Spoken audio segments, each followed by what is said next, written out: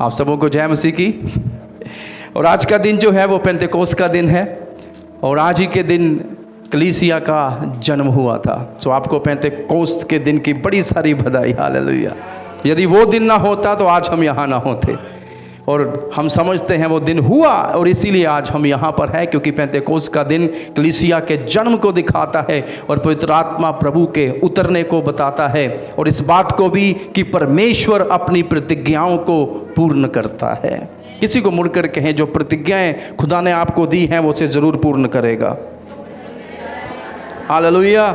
जीवन बदलने के लिए बहुत बड़े बड़े वायदे नहीं चाहिए, खुदा की ओर से मिला हुआ एक शब्द काफ़ी है जीवन बदल देने के लिए। एक शब्द काफ़ी है आशीषित होने के लिए, एक शब्द काफ़ी है चंगाई प्राप्त करने के लिए, एक शब्द काफ़ी है कि वो आपके एक ही शब्द के द्वारा आपका मार्गदर्शन कर दे।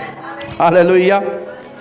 सो मैं पेंतेकोस्त पर प्रीचिंग नहीं करूँगा, हम प्रकाशित वाक्य को ही आगे बढ़ाएंगे। विशेषता जून के महीने में मैं यहाँ पर नहीं हूँ, 3 सप्ताह मैं किसी और जगह पर प्रचार कर रहा हूँगा, अलग अलग राज्यों में। मेरे लिए दुआ करते रहिएगा। सो मैं चाहता था कि इन अगले 2 सप्ताहों में कम से कम मैं 6ठा अध्याय पूर्ण कर दूँ, ताकि जब मैं वापस आऊँ हम वापस प्रकाशित वाक्य को आगे बढ़ाएं। और जैसा खुदा ने हमारे हृदय में डाला भी है कि इस पूरा साल हम प्रकाशित वाक्य पर मनन करेंगे। तो समय न गवाते हुए आइए हम पवित्र शास्त्र को खोलें, प्रकाशित वाक्य उसका 6ठा अध्याय और उसकी 1 से लेकर 8 आयतों पर हम मनन करेंगे। बाकी की जो आयतें हैं 6ठे अध्याय की हम अगले सप्ताह देखेंगे। और इन अध्याय में हम देख सकते हैं मोहरें जो हैं अब उसके द्वारा खोली जा रही हैं, वो जो योग्य है। हालेलुया, आमीन। और जैसे ही मोहरें खुलती हैं कुछ होता है, इस बात पर हम मनन करने जा रहे हैं। और विशेषता मैं आपको बताऊंगा कि जब हमने पिछले अध्याय देखे, हमने जब पहला अध्याय देखा था, आपको याद होगा उसकी 19 आयत में हमें प्रकाशित वाक्य की एक सूची सी मिलती है, एक आउटलाइन मिलती है जिसको पढ़कर हम समझ सकते हैं कि आगे क्या हो रहा है। सो पहला अध्याय क्या बताता है? जो बातें देखी हैं, जो बातें हो रही हैं और जो बातें होने वाली हैं। और अब हम उन बातों को पढ़ रहे हैं जो होने वाली हैं। आमीन। और ये 4थे अध्याय से शुरू हो गई थी जब कलीसिया उठाई जा चुकी है। हम विश्वास करते हैं कलीसिया जो है वो महाक्लेश से होकर नहीं गुजरेगी। कुछ लोग मानते हैं आधे महाक्लेश से गुजरेगी और उठा ली जाएगी। एक और ग्रुप है जो ये मानता है पूरे महाक्लेश से गुजरेगी फिर उठा ली जाएगी। और अलग अलग इसके ऊपर विचारधाराएं हैं। पर जिस विचारधारा के साथ हमारी कलीसिया जो हम विश्वास करते हैं, हम यही विश्वास करते हैं कि महाक्लेश में से हम नहीं गुजरेंगे, क्योंकि अंतिम कलीसिया को प्रभु ने कहा था मैं तुझे उससे क्लेश में से नहीं गुजरने दूंगा। हालेलुया। मैं तुझे बचा लूँगा उस महाक्लेश में से। और भी कई कारण हैं जिसके बारे में मैं आने वाले दिनों में ज़रूर बांटूंगा। थियोलॉजिकली जो आप सिद्धांत सीखते हैं वो क्या बताते हैं इसके बारे में, और हम पूर्ण रीति से इसकी गहराई में जाकर समझेंगे कि जो बाकी हमारे भाई बहन हैं मसीही हैं वो क्यों दूसरा विश्वास करते हैं या हम इस विश्वास को क्यों पकड़े हुए हैं। आमीन। फिर भी यही कहूँगा मसीहत का एक सबसे बड़ा हिस्सा यही विश्वास करता है कि हम महाक्लेश से पहले ही उठा लिए जाएंगे और हम भी उन्हीं में ही आते हैं। आमीन। हालेलुया। सो कलीसिया उठाए जाने के बाद हम देखते हैं जैसे 4था अध्याय खुलता है स्वर्ग खुल जाता है।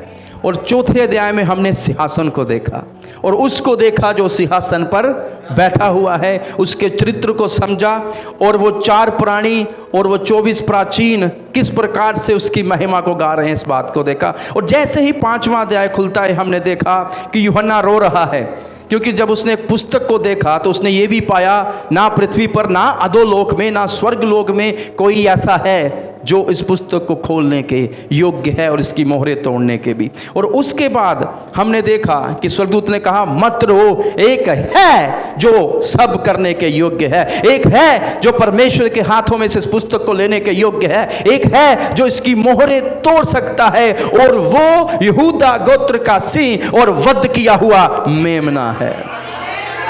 हालेलुया। और हमने प्रभु यीशु मसीह की शोभा को देखा और मैंने आपको ये भी बताया था कि यीशु मसीह के सर के ऊपर बहुत सारे मुकुट हैं।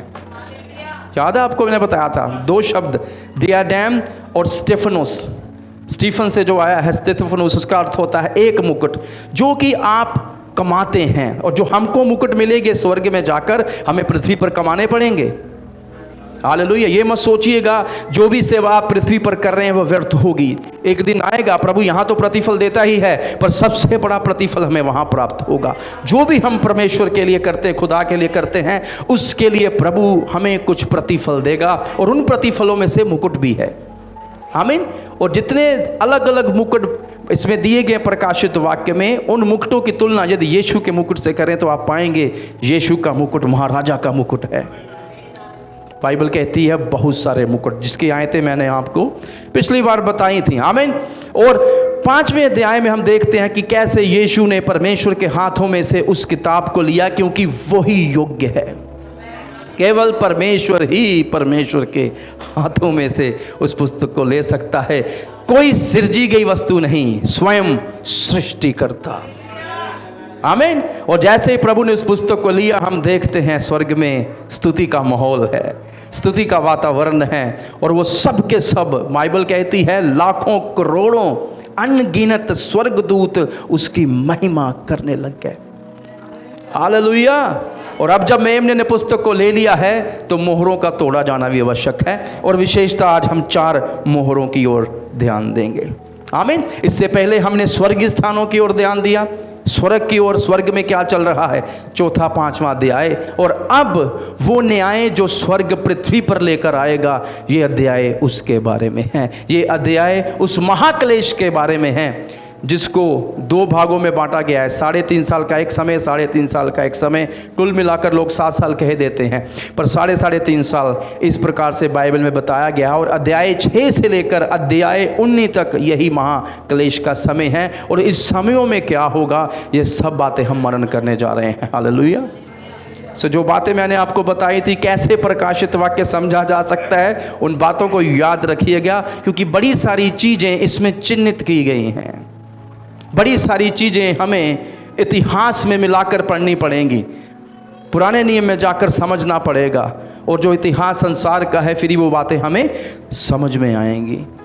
और जब महाक्लेश का समय होगा, क्योंकि ये पृथ्वी पर होगा, तो बड़े सारे देश एक दूसरे पर चढ़ाई भी करेंगे, और जो अब भी कर रहे हैं, जो मैं कह लूँगा एक दृश्य है या चित्र है उसका जो आने वाला है। पहले ही 2 विश्व युद्ध हो चुके हैं, और हो सकता है तीसरा भी हो जाए।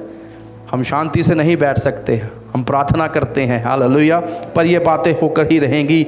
यहाँ से एक न्याय के दृश्य को हम देख सकते हैं। मेरे पीछे के ये महासंकट काल, महाक्लेश का समय। आमीन। मैंने आपको बता दिया ये 2 भागों में बांटी गई है, और विशेषता भी जो हम 4 मोहरें देखेंगे, ये इसके पहले 3.5 साल को बताती हैं, जो कुछ भी पृथ्वी पर होगा। आमीन। आइए हम खुदा के शास्त्र की ओर चले और पढ़ें। फिर मैंने देखा कि मेमने ने उन 7 मोहरों में से एक को खोला, और उन 4 प्राणियों में से एक का गर्जन का शब्द सुना।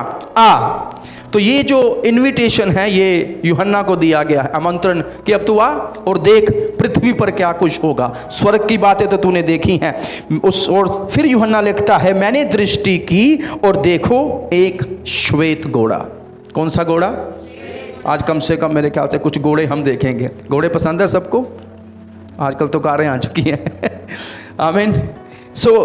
एक घोड़ा देखा। कौन सा घोड़ा? श्वेत या सफेद, और उसका सवार धनुष लिए हुए है। क्या है इसके पास?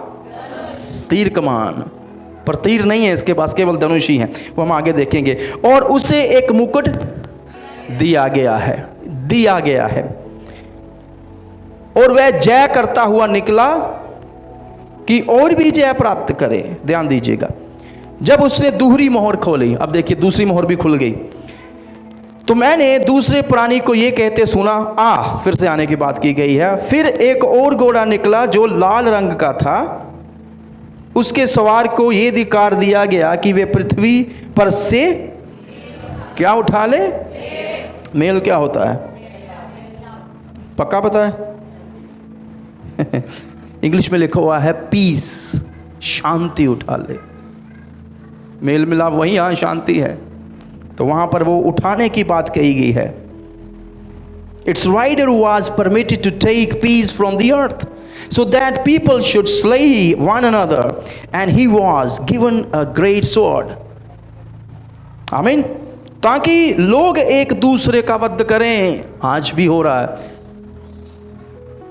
पंजाब के हालात भी बिगड़ रहे हैं, संसार के हालात भी बिगड़ रहे हैं, लोग विरोधी हो रहे हैं, प्रेम ठंडा पड़ता जा रहा है, और उससे एक बड़ी तलवार दी गई है। तब उसने तीसरी मोहर खोली, अब तीसरी भी खुल गई। तो मैंने तीसरे प्राणी को ये कहते हुए सुना, मैंने दृष्टि की और देखो एक, पहले कौन सा घोड़ा? श्वेत घोड़ा। दूसरा घोड़ा? तीसरा घोड़ा? हाँ, अब काले घोड़े को देखिए। और उसके सवार के हाथ में एक तराजू है, और मैंने उस चारों प्राणियों के बीच में से एक शब्द ये कहते हुए सुना, दिनार का सेर भर का गेहूं और दिनार का 3 सेर जो, पर तेल और दाखरस की हानि ना कर। 2 चीज़ें छोड़ देना, इन चीज़ों की हानि ना करना। तब उसने चौथी मोहर खोली, तो मैंने चौथे प्राणी का शब्द ये कहते हो सुना, मैंने दृष्टि की और देखो एक पीला घोड़ा। सफ़ेद घोड़ा, लाल घोड़ा, काला घोड़ा, पीला घोड़ा, और उसके सवार का नाम मृत्यु है, और अधोलोक उसके पीछे पीछे है, और उन्हें पृथ्वी का 1/4 पर अधिकार दिया गया कि तलवार, अकाल और मरी और पृथ्वी के वन पक्षियों के द्वारा लोगों को मार डाले। प्रभु जी का वचन पढ़े जाने और सुने जाने पर आशीष हो। हालेलुया। बाकी जो 3 मोहरें बची हैं उसकी बात हम आने वाले सप्ताह में करेंगे, पर एक मोहर बच जाएगी क्योंकि बीच में 7वां अध्याय भी है। हालेलुया, आमीन। सो मैं बात कर रहा था महाक्लेश के समय की, महाक्लेश का आरंभ। Behold the starting of the great tribulation। महाक्लेश का आरंभ यहाँ शुरू हो जाता है। पर क्या बाइबल में कहीं और भी इसकी बात की गई है? मैं आपको बताना चाहूँगा, यिर्मयाह 30:7 में यिर्मयाह इस महाक्लेश के संकट के समय की बात करता है, और वह लिखता है, हाय वह दिन बहुत बड़ा है, ऐसा दिन पहले कभी नहीं आया। वह याकूब के संकट का समय है, परंतु वह उससे बच जाएगा। यिर्मयाह इसकी बात करते हैं 30:7 में। दानियल 12 अध्याय उसकी 1 आयत में दानियल भी इसकी बात करते हैं, और उस समय माइकल खड़ा होगा जो तेरे लोगों के बच्चों के प्रतिनिधि महान राजकुमार हैं, और उस समय ऐसा संकट आएगा जैसा उस समय तक किसी राष्ट्र के अस्तित्व में आने के बाद से कभी ऐसा नहीं आया। और उस समय तेरे लोग बचाए जाएंगे, और वे सभी जिनका नाम पुस्तक में लिखा हुआ पाया जाएगा। मैंने आपको बताया था ना, वसीयत में नाम लिखे जाएंगे, कुछ नाम उस पुस्तक में भी लिखे, वो बचाए जाएंगे। न केवल ये 2 नबी, उसके साथ साथ मत्ती का सुसमाचार 24 अध्याय 21-22 आयत यदि आप पढ़ें तो प्रभु यीशु मसीह इस डिस्क्लोजर में ये बात कर रहे हैं। मत्ती प्रभु कहते हैं 21-22-24 अध्याय, तब ऐसा बड़ा संकट आएगा। तो याद रखिए, जो पीछे चल रहा है वो आगे भी बात की गई है। तब ऐसा बड़ा संकट आएगा जैसा जगत के आरंभ से लेकर अब तक कभी नहीं आया, ना कभी आएगा। और यदि वे दिन कम ना किए जाते तो कोई भी जीवित ना बचता, परंतु चुने हुए लोगों के खातिर वे दिन कम किए जाएंगे। प्रभु जी का वचन पढ़े जाने सुने जाने पर आशीष हो। हालेलुया। और इन अध्याय में हम देखेंगे किस प्रकार से यीशु एक एक मोहर को तोड़ते हैं, और जैसे ही मोहरें खुलती हैं महान क्लेश पृथ्वी पर आरंभ हो जाता है। हालेलुया। सो इन अध्याय को जब आपको पढ़ना है, पृथ्वी को दिमाग में रखकर पढ़ना है। विशेषता जो 4 मोहरें हमने अभी पढ़ी हैं, ये किस समय को बताती हैं? थोड़ा आपको बताना पड़ेगा। हाँ, पहले 3.5 साल उस महाक्लेश के। अगले अध्याय जब खुलेंगे वो सारी बातें इसी के बीच में है। आमीन। किसी ने पूछा था मुझे पुराना नियम कैसे पढ़ा जाए, तो मैंने बताया जो पीछे इतिहास की पुस्तकें लिखी हुई हैं, आगे नबियों की पुस्तकें उसी में फिट होती हैं। तो ये अध्याय यदि हम समझेंगे मोहरों वाले, तो आगे अध्याय भी हमें समझने के लिए क्या हो जाएगी? आसानी हो जाएगी। सो हम विनाश, तबाही और मृत्यु के ऐसे दौर के साक्षी बनने वाले हैं जिसे हमारी नश्वर बुद्धि शायद ही समझ पाए। अब जो इन अध्याय में हम पढ़ेंगे कईयों के ऊपर से जाएगा। कई लोग सोचेंगे ऐसा भी कुछ होगा क्या? जी हाँ, ऐसा होने वाला है। तो यदि इसे समझना है, मैंने आपको कहा था हमें किस बुद्धि के साथ समझना पड़ेगा? हमें स्वर्गीय बुद्धि के साथ समझना पड़ेगा। हमें प्रार्थना करते हुए समझना पड़ेगा। हमें धैर्य रखकर समझना पड़ेगा। हालेलुया। कि स्वर्ग जब कलीसिया उठाई गई उसके तुरंत बाद का ये समय है जब परमेश्वर पृथ्वी का न्याय करेगा। और जैसे ही हमने पहली आयत पढ़ी, वहां क्या लिखा हुआ है? एक को खोला तो चारों प्राणियों में से एक का गर्जन का शब्द सुना। गर्जन जो उसको हम थंडर भी बोलते हैं। आपने देखा है जब बादल कड़कते हैं, गरजते हैं, कुछ लोग एकदम डर जाते हैं। मैंने आदमियों को भी डरते हुए देखा। बड़ी जोर से बादल फटा, बड़ी जोर से वो गर्जन का शब्द सुनाई दिया। और जब बादल गरजते हैं थोड़े समय के बाद या तो बहुत ज़्यादा तूफान आता है या थोड़े समय के बाद बहुत तेज बारिश होनी शुरू हो जाती है। तो यहाँ पर भी वो गर्जन का शब्द जो है पहले आयत में हमें सुनाई दे रहा है, जो इस बात की ओर संकेत कर रहा है कि एक महान तूफान, एक महान क्लेश, एक महान दुविधा का समय, संकट का समय पृथ्वी पर आने पर है। हालेलुया। और यह गर्जन स्वर्ग में हो रही है जो हमने अभी देखा। और उसके बाद हम देखते हैं किस प्रकार से एक के बाद एक घुड़सवार आता है। हमने 4 घुड़सवार देखने हैं। पहले का रंग कैसा है? दूसरे का, तीसरे का, चौथे का। इन चीज़ों को दिमाग में रखिएगा तो समझने में आसानी होगी। आमीन। आइए हम पहले घुड़सवार की ओर चलें। यहाँ लिखा है आ। उन चारों प्राणियों में से एक ने कहा, और फिर यूहन्ना ने दृष्टि की और क्या देखा? एक श्वेत घोड़ा देखा और उसका सवार धनुष लिए हुए हैं और उसको एक मुकुट दिया गया है और वह जय करता हुआ निकला और भी जय प्राप्त करेगा। कुछ लोग ऐसा मानते हैं कि शायद ये जो पहला घुड़सवार है जो सफ़ेद घोड़े पर आ रहा है वो स्वयं यीशु मसीह हैं।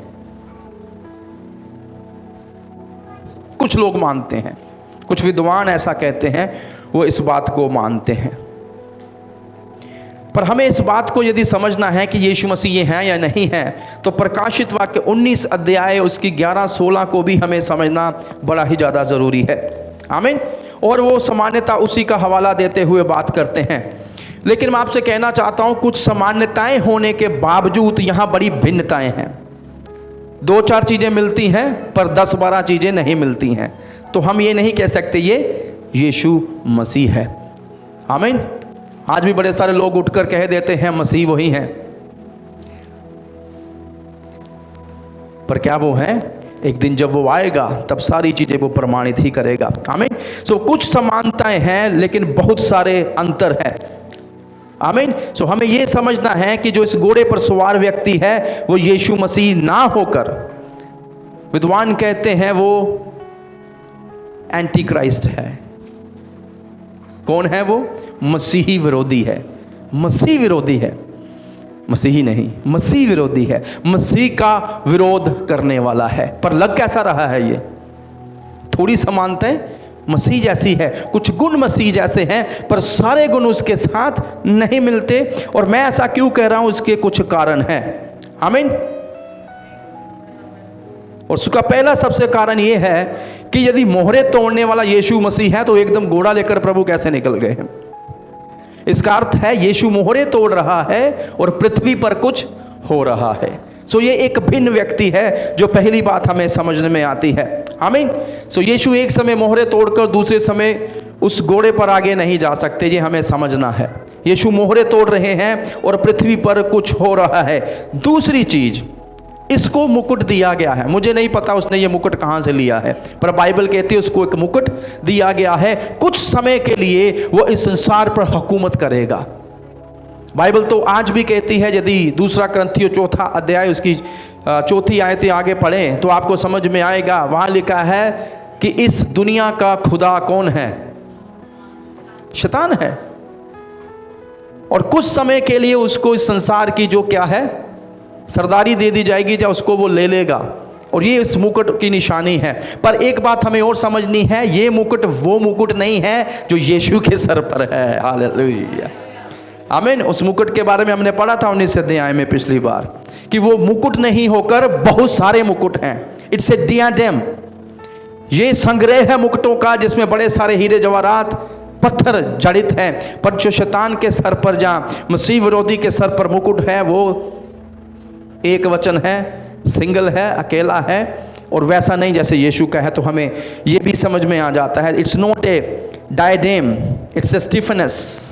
ये स्टीफनस मुकुट है, डायडेम मुकुट नहीं है। आमीन। जो राजाओं के राजा के पास है वैसा मुकुट ये नहीं है। और मैंने आपको ये भी बताया था, ये मुकुट उसे दिया गया है, पर जो यीशु का मुकुट है उसको दिया नहीं गया, वो उसी का है। हालेलुया। और वो मुकुट उसके सर पर क्यों है? इसलिए नहीं कि उसने कुछ किया है, पर इसलिए है क्योंकि वो स्वयं परमेश्वर है। हमें ये समझना है, it has given to Jesus, not given to Jesus, it belongs to Jesus because he is the king of king. ये उसी का है क्योंकि वो प्रभुओं का प्रभु है। दूसरे शब्दों में, क्योंकि जो उसका चरित्र है, उसके गुण हैं, उसके कारण ये मुकुट उसी का है। कितनों को समझ में आ गया? आमीन। सो हमें ये समझना है कि बाकी सबों को मुकुट दिए गए हैं। याद है यीशु ने प्रकाशित वाक्य 2:10 पढ़े तो वहां लिखा है, मैं उनको मुकुट दूंगा। So Jesus is the one who is giving the, यीशु वो है जो क्राउन दे रहा है, मुकुट दे रहा है। आमीन। यीशु मुकुट देने वाला है, उसको कोई मुकुट नहीं दे रहा, ये उसने स्वयं धारण किया है क्योंकि ये उसी का है। सो इस बात से हमें समझ में आता है कि ये जो व्यक्ति है, जो मसीह ना होकर मसीह विरोधी है। अगली एक और चीज, ये कौन सा शस्त्र लेकर आया है?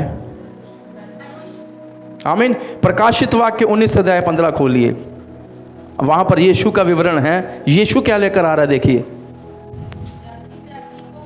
जोर से पढ़िए। जाति जाति को मारने के लिए हाँ, उसके मुंह से एक चोखी तलवार निकलती। Praise God. आमीन। सो यीशु धनुष लेकर नहीं आ रहे, यीशु तलवार लेकर आ रहे हैं।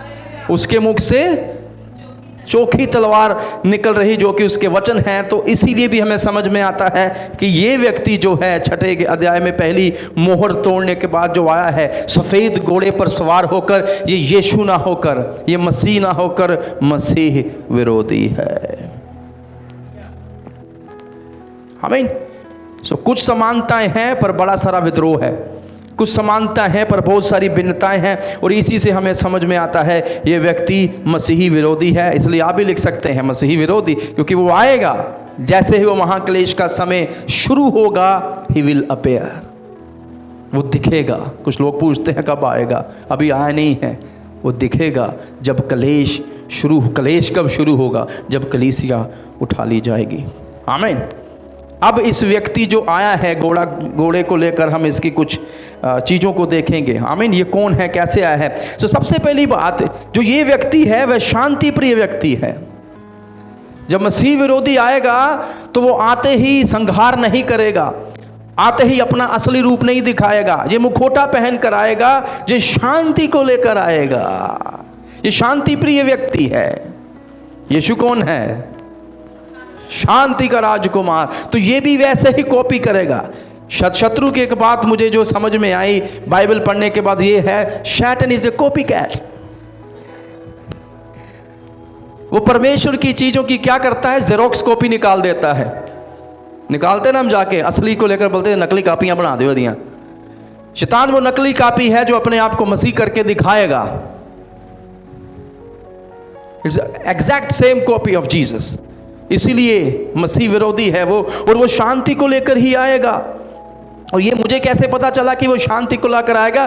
क्योंकि ये धनुष लेकर आया है, तीरों की कोई बात नहीं हुई यहां पर। He's just bearing a bow, but he don't have arrows. इसलिए वो शांति को लेकर आएगा। इसका अर्थ ये है कि बिना रक्तपात के विश्व पर विजय प्राप्त करेगा। ये कोई खून नहीं बहाएगा पहले 3.5 साल, और पूरी दुनिया पर क्या लेगा? ये वहां लिखा है वह जय करता हुआ निकला और भी जय प्राप्त करे। वो पीछे से ही जय लेते हुए आएगा, शांति की बात करते हुए आएगा, ताकि और शांति की बात करे और दुनिया को ये उनकी समस्याओं का समाधान देगा। मोटापे से छुटकारा, कालेपन से मजाक कर रहा हूं मैं चीजों को लेते हुए। दुनिया के पास समस्याएं हैं, वर्ल्ड प्रॉब्लम जिसे हम कहते हैं। हम तो अपने ही इर्द गिर्द की दिक्कतों को लेकर ही परेशान रहते हैं, पर दुनिया की भी दिक्कतें चल रही हैं, जिनमें से एक विश्व युद्ध है, जिसके कारण चीज़ें महंगी हो रही हैं। अभी जो युद्ध चल रहा है उसका प्रभाव बड़ी चीज़ों पे पड़ रहा है, समझ आ रहा है? दुबई पर हमले हो रहे हैं, इजराइल की लड़ाई चल रही है, और जो रशिया लड़ रहा है, उधर ईरान लड़ रहा है, ये सारे लोग जो लड़ाइयाँ कर रहे हैं उसका प्रभाव पूरे विश्व पर पड़ेगा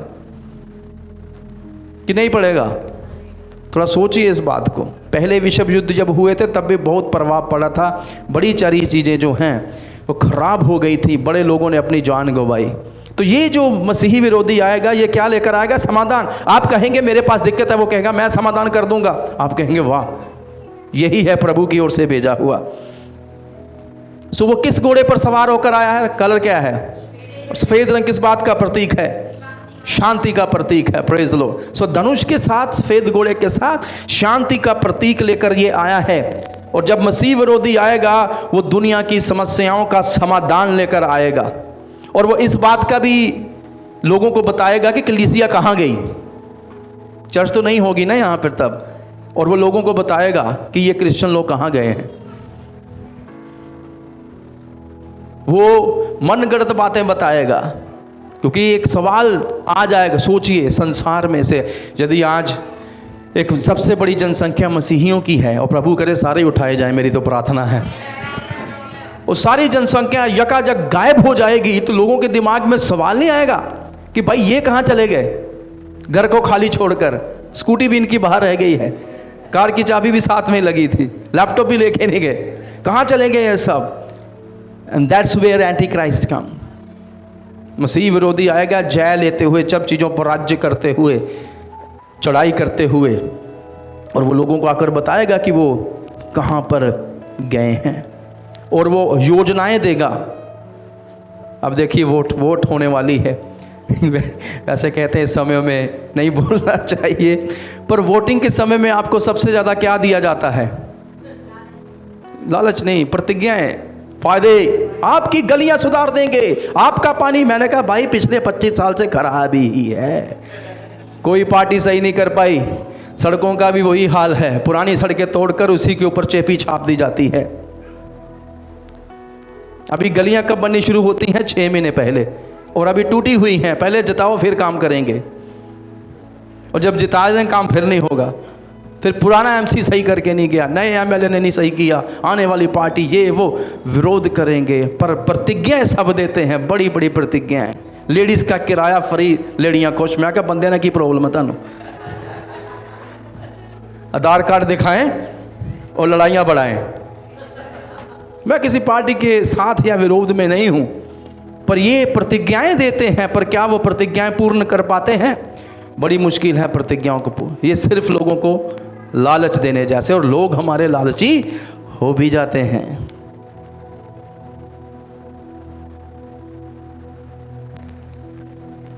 जब ये मसीह विरोधी आएगा ये भी समस्याओं का समाधान बताएगा, और बड़ी सारी प्रतिज्ञाएं देगा कि मैं शांति स्थापित कर दूंगा,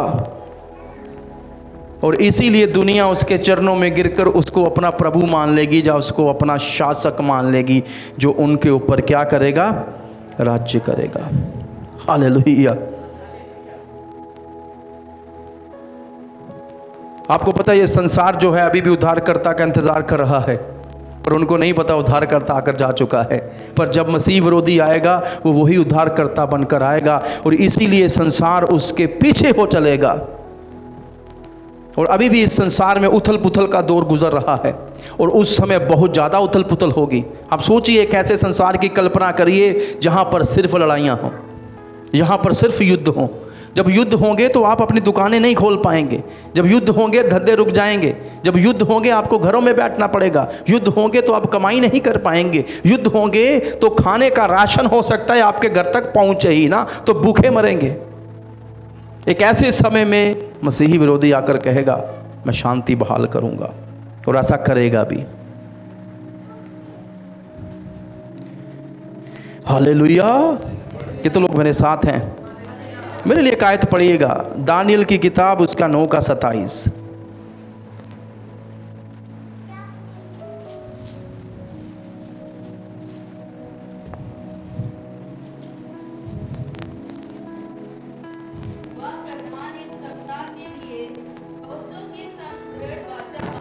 हाँ, वो प्रधान बहुतों के साथ क्या करेगा? दृढ़ वाचाओं को बांधेगा। आगे, परंतु आधे ही सप्ताह के बीतने के, सप्ताह में कितने दिन होते हैं? 7। तो ये 7 दिन जो है उन 7 सालों को दिखाते हैं। और ये कहता है कि जैसे आधा ही सप्ताह बीतेगा, पहले वायदे करेगा, प्रतिज्ञाएं करेगा, वाचाएं बांधेगा, सब सही कर देगा, और फिर आधे ही सप्ताह के बीतने पर वह मेल बलि और अन्न बलि को बंद करेगा। देखो, मेल बलि शांति को और अन्न बलि को वो बंद कर देगा। अगले जो 3.5 साल यहाँ पर दर्शाए गए, कितनों को समझ आ रहा है? मुझे धीरे धीरे ही चलना पड़ेगा, क्योंकि ये प्रचार से ज़्यादा शिक्षाएं हैं जिन्हें हमें समझना ज़रूरी है। तो ये पहली बात है। ये क्या स्थापित करेगा? शांति। ये एक शांति प्रिय व्यक्ति होगा पहले 3.5 साल। अगली बात, वह एक शक्तिशाली व्यक्ति भी है। कौन सा व्यक्ति है ये?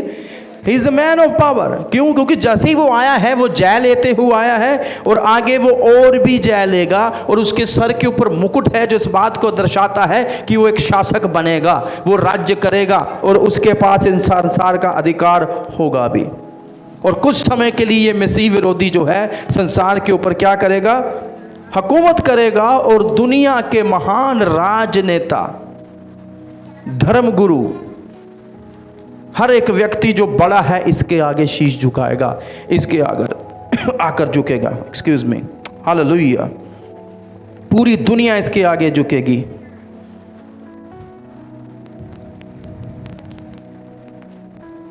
वो दुनिया जिसको प्रभुओं के प्रभु के सामने झुकना चाहिए था, इस शासक के आगे झुकेगी। वो दुनिया जिन्होंने उद्धारकर्ता को नकार दिया, ठुकरा दिया, और आज भी दुनिया यीशु को नकार रही है, ये इस मसीही विरोधी के सामने झुकेगी। वो दुनिया जिन्होंने परमेश्वर के इकलौते पुत्र को नकार दिया, वो इस व्यक्ति को जो सबको नरक लेके जा रहा है झुकेगी।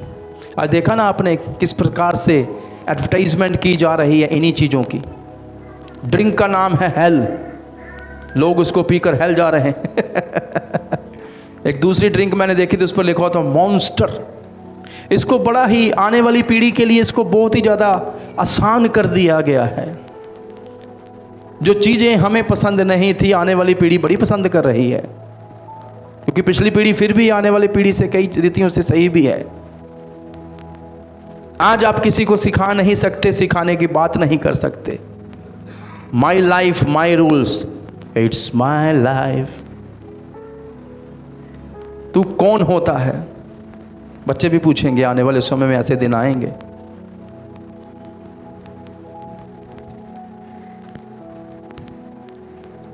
तो ये एक शक्तिशाली व्यक्ति भी है जो इसका मुकुट दिखाता है, और लोग इसके सामने झुकेंगे भी। अगली चीज, ये बहुत बड़ा डोंगी भी है। कौन है ये? कहे बहुत बड़ा डोंगी। किस घोड़े पे बैठ के आ रहा है? सफ़ेद घोड़ा जो है, मैंने कुछ चीज़ें आपको बताई, पर उसके साथ साथ मैं ये भी बताऊंगा ये एक धोखे का घोड़ा भी है। कोई डिसेप्शन लेकर आएगा। ये क्या लेकर आएगा? डिसेप्शन पता है ना क्या होती है? असली की नकल। आज संसार में बड़ी सारी असली की नकल आ चुकी है। ये परफ्यूम देखिए 34,000 का आपको मिलेगा, हमारी कंपनी आपको 500 में दे देगी बनाकर ऐसे ही खुशबू। कि भाई जो 34,000 का दे रहा है उसने कुछ तो अच्छे इंग्रेडिएंट्स डाले होंगे। तो असली की जितनी मर्जी नकल करें, नकली नकली ही रहता है। उसी रीति से जो ये सफ़ेद घोड़ा लेकर आ रहा है, इट्स ए डिसेप्शन, ये धोखेबाज है, ये असली की नकल है, असली शांति के राजकुमार की ये नकल है। पर कभी भी ये शांति स्थापित नहीं कर पाएगा। इसकी शांति का काल सिर्फ 3.5 साल है। कितने लोग ऐसे शासक के अनुयायी बनेंगे? है कोई? उसके साथ साथ ये कौन है? सब कहें ढोंगी। ढोंगी शब्द हम बड़ा प्रयोग करते हैं, है ना। लोग कहते हैं आज को वो समय में आ चुका है जब बड़ी मात्रा में क्या किया जा रहा है? ढोंग कर रहे हैं, दिखावा कर रहे हैं प्रेम करने का, पर ढोंगी हैं। ऊपर से तो जय मसीह की और अंदर से कुछ और ही चल रहा है। हम ढोंग करते हैं, जिसको हम आत्मिक ढोंग भी कहते हैं, कि हम वैसी आराधना प्रार्थना अपने जीवन में नहीं करते, पर जब कलीसियाओं में आते हैं तो हम हाथ उठा उठा कर प्रभु की जय गाते हैं। और कुछ लोग तो इतने अंदर से वो हो चुके हैं कि यहाँ आकर उनके हाथ ही नहीं उठते प्रभु के लिए। और अभी मैं कई लोगों को देख रहा हूँ जो भी नारे मारने जाए, जिनके हाथ यहाँ नहीं उठते वहाँ उठ रहे होते हैं, क्योंकि थोड़ी देर के बाद रिफ्रेशमेंट भी मिलनी है।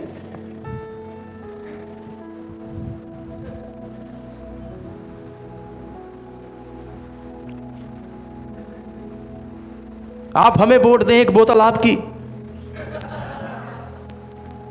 बस इतने में ही गरीब बिक जाता है। ज़्यादा समय नहीं लगता, ये सब होने वाला है। चलिए, मैं बात कर रहा था मसीह विरोधी की जो ढोंग करता हुआ दिखाई देगा। हालेलुया, आमीन। अब ये ढोंग करता हुआ क्यों दिखाई देगा? क्योंकि ये जो है, जो ये दिखा रहा है वो ये है नहीं। आपने कुछ वो देखे हैं पके हुए सेब, ऊपर से लगेगा बिल्कुल लाल। मैंने एक बार, मुझे अभी भी याद है, मेरी बहन की शादी थी, मैंने बड़ी एक मेहंदी दुकान से, जैसा हमारा कल्चर है, बड़ा टोकरा बनाया फलों का। मैंने कहा सबसे महंगे सेब डालना। कहता पाजी 250 वाले ने। मैं कहा डाल दे। मेरी पत्नी मेरे साथ थी, वो जानती है सबसे बढ़िया चीज़ है, ऊपर से वो सेब ऐसा लगेगा कि शायद यदन की वाटिका से आया है। और जैसे ही ये सारे फल उसके घर में गए, खोला, अंदर से खोखले खराब हो चुके सेब। मेरे को पसीना आ गया। 250 रुपये किलो थे ये, मतलब एक किलो में 2-3 ही चढ़ रहे थे, बड़े बड़े, ऊपर से एकदम सही और अंदर से खोखले। बिल्कुल ऐसा होगा जब मसीह विरोधी आएगा। वो जो दिखेगा वो होगा नहीं, इसीलिए ही तो संसार भरमाया जाएगा। हालेलुया, आमीन। वो अपने आप को ऐसा दिखाएगा कि लोग उसके पीछे लग जाएंगे। वो ऐसा दिखाएगा कि लोग कहेंगे हाँ, ऐसा शासक तो आज तक नहीं आया। और वो शांति को स्थापित करेगा, अपने आप को शांति का राजकुमार भी बता देगा, और वो सब चीज़ें करेगा। वो आपको कहेगा शांति लेकर आऊँगा, सुरक्षा लेकर आऊँगा, वृद्धि लेकर आऊँगा, मेरे पीछे आ जाओ, आपका बिजनेस बढ़ा दूंगा, और तब आप ज़्यादा पैसे कमा पाएंगे। What ever you need I have, यही शैतान करता है आज भी। लोगों को यही चीज़ें वो दिखाता है, जो तुझे चाहिए वो मेरे पास है, कहे इन पत्थरों को रोटी बन जाए, मुझे झुककर प्रणाम कर तो सब कुछ तेरा। वो स्वर्गदूतों को तेरे विरोध में आज्ञा देगा कि तुझे हाथों हाथ उठा ले। कुछ याद आ रहा है? शैतान शुरू से ही झूठ बोलता आया है, और बाइबल कहती है वो झूठ का, हाँ बोलो, झूठे बोल देने सब झूठ बोलने वाले कहें अब ये, वो झूठ का पिता है, क्योंकि वो झूठ गढ़ता है। और जहां झूठ होता है, या यूँ कहूँ यहाँ पाप होता है, जब आप पाप करेंगे ना, पहले आपको कुछ ये आनंद देगा, पर उसके बाद सजा ही सजा है, उसके बाद कष्ट ही कष्ट है। पर जो जीवन भक्ति का होता है, ये पहले कष्ट वाला लगता है, पर बाद में आनंद ही आनंद है, महिमा ही महिमा है। हालेलुया। सो आपको चुनाव करना है। आमीन, हालेलुया। आपका स्वागत है फिर से एक बार। सो मैं आपसे बात कर रहा था, ये एक बहुत बड़ा क्या होगा, ये ढोंग करेगा, ऊंच दर्जे का ढोंग करेगा, और ढोंगियों के पीछे आज भी लोग लग जाते हैं। आजा मेरा बच्चा, आज ढोंग करें थोड़ा सा, मुझे करके दिखाना पड़ता है। मैं किसी भी संस्था या किसी के करने के तरीके का विरोधी नहीं हूँ, पर रुक जा, डिग्गी नहीं। ये मेरी बड़ी बेटी है, प्रभु आशीष दे। बैठो आप जाकर। आप प्रार्थना करें, सर पर हाथ रखें, कोई खुद गिर जाए तो अलग बात है, पर थोड़े दिन मैंने पहले देखा, ये पता नहीं ये बातें क्यों आ जाती हैं आगे। आजकल पर्सों में भी अभिषेक आने लग गया है। किसी एक व्यक्ति ने किसी को पर्स पकड़ाया, वो लड़की नाचती गाती अंकल, इधर कीबोर्ड में धाड़ में को उसका कीबोर्ड तोड़ दिया बेचारे का। कहाँ लिखा बाइबल में पेंतेकोस्त के दिन ये सब भी हुआ था कि एक लड़का माता मरियम का पर्स लेकर भाग के,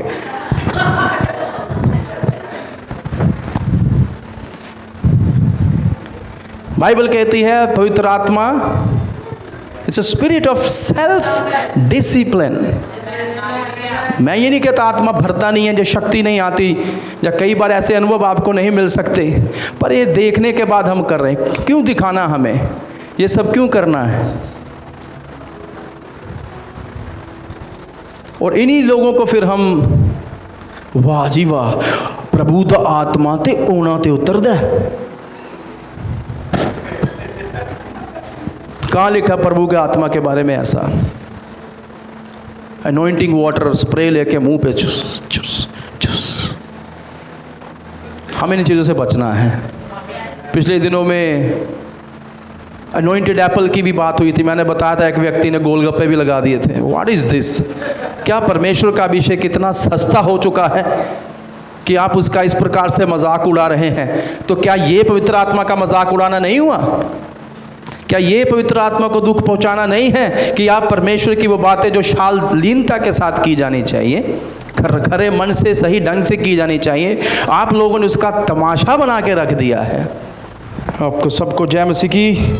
फिर से हम वापस आ चुके हैं। तो मैं आपसे बात कर रहा था, जो सफ़ेद घोड़ा है ये धोखे का घोड़ा है, और ये व्यक्ति जो उसके ऊपर सवार है ये शांति को लेकर आएगा, ये कहेगा शांति करूं। दूसरी चीज़, ये शक्तिशाली व्यक्ति है क्योंकि ये दुनिया पर जय प्राप्त करते हुए आएगा, और इसके धोखे की चरम सीमा इतनी ज़्यादा होगी कि लोग इसके आगे अपने आप को झुका देंगे, समर्पित कर देंगे। लेकिन अगली चीज़ मैंने आपको ये भी बताई, ये व्यक्ति एक धोखा देने वाला व्यक्ति होगा, ये ढोंगी होगा। और इस चीज़ों की यदि आप समझ रखना चाहें तो मैं आपको बताऊंगा। अडोल्फ हिटलर का नाम किसने सुना? हिटलर सुना होगा। कई बार हम बात करते हैं हिटलर के बारे में, नहीं सुना तो आप इसको ज़रूर पढ़िएगा जाके। हिटलर ने एक किताब लिखी थी मीन कैफ, इससे पहले कि दूसरा विश्व युद्ध होता, उसमें उसने इस बात को अपनी योजनाओं के बारे में बताया था कि इस प्रकार से मैं करूँगा। इस पुस्तक में उसने उसका पूरा विवरण किया था, और लोग ऐसा समझते थे कि शायद ये शांति स्थापित करेगा, शायद ये शांति को लेकर आएगा। पर हम सब जानते हैं बाद में हिटलर ने क्या किया था। यहाँ तक कि जब हम ब्रिटिश लोगों की बात करते हैं, उनके साथ भी ऐसा होता, सबको लगता था कि शांति स्थापित करेगा, जब तक उसने 1939 के पास पोलैंड के ऊपर कब्जा नहीं कर लिया। तब लोगों को समझ में आया असल में ये क्या करने वाला है। तो वो दिखाता कुछ और था पर था कुछ और इसी प्रकार से जब मसीही विरोधी आएगा वो भी यही करेगा। वो जो है वो दिखाएगा नहीं, और जो वो नहीं है वो वही दिखाएगा। वो स्थापित करेगा अपने आप को एक शांति के व्यक्ति के समान। कितने लोगों को समझ में आ गया? दूसरी चीज, विनाश का लाल घोड़ा। तो दूसरी मोहर जब खोली गई, पढ़िए, जब उसने दूसरी मोहर खोली तो मैंने दूसरे प्राणी को ये कहते सुना, आ। फिर एक और घोड़ा निकला जो लाल रंग का था। उसके सवार को यह अधिकार दिया गया था कि वह पृथ्वी में से शांति को उठा ले, ताकि लोग एक दूसरे का वध करें, और उसे एक बड़ी तलवार दी गई थी। तो ये लाल रंग जो दिखाता है विनाश को दिखाता है। हम कहते हैं ना कई बार, he is a red flag, she is a red flag, तो वहाँ ना जाइए। यहाँ तक कि जब गाड़ी रोकनी होती है तो लाल कलर है। लाल कलर जो है वो किसको दिखाता है? खून को भी दिखाता है, वध को भी दिखाता है। और जैसे ही दूसरा घोड़ा आता है, दूसरी मोहर तोड़ी जाती है, तो वो दिखना शुरू हो जाता है। लाल कलर आग का भी होता है। यदि आपकी लपटों को आप ध्यान से देखें तो ये लाल प्रतीत होती हैं। आमीन। और लाल रंग जो है वो रक्त का भी प्रतीक है। तो आग से भस्म करने, नष्ट करने की शक्ति होती है। और यही हम चीज़ें देखेंगे कि इस समय जैसे ही लाल घोड़ा पृथ्वी पर आता है तो चीज़ें नष्ट होनी शुरू हो जाती है। तो सबसे पहली चीज़ जो नष्ट करता है वो आके वो है दुनिया की शांति। हालेलुया। शांति भंग हो गई। सो मसीही विरोधी द्वारा स्थापित शांति अल्पकालिक प्रतीत होती है। अल्पकालिक मतलब थोड़े समय की, थोड़े समय तक वो शांति स्थापित करेगा, और थोड़े समय के बाद शांति जो है भंग कर दी जाएगी। पूरी दुनिया में युद्ध छिड़ जाएगा। और प्रभु यीशु मसीह ने भी इसके बारे में यही कहा था। मेरे साथ खोलिए मत्ती का सुसमाचार 24 अध्याय, उसकी 6 और 7वीं आयत कोई पढ़े।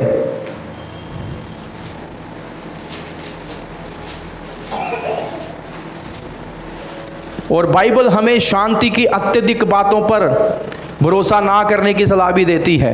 यदि कोई कहे ना बहुत शांति हो जाएगी, शांति हो जाएगी, ऐसा नहीं होने वाला, बल्कि हालात बद से बदतर होने वाले हैं आने वाले समयों में। जी पढ़िए। जाति पर जाति और राज्य पर राज्य चढ़ाई करेगा। हाँ, जाति पर जाति। आज जाति भी लड़ाइयाँ कर रही हैं एक दूसरे से कि नहीं, मैं उस जाति का हूँ, मैं उस जात का हूँ, तू उस जात का है, तू इस जात का है। और लोग अपने लिए संरक्षण मांग रहे हैं, हमें भी संरक्षण दिया जाए, हम जनरल हैं, हम ये हैं, हम ऐसे हैं वैसे हैं। जाति जाति पर चढ़ाई करेगी और राज्य राज्य पर। आप देख ही रहे हैं पंजाब और हिमाचल में भी अब आपसी थोड़ा बहुत मन मुटाव चल रहा है, तो राज्य राज्य भी चढ़ाई करेंगे और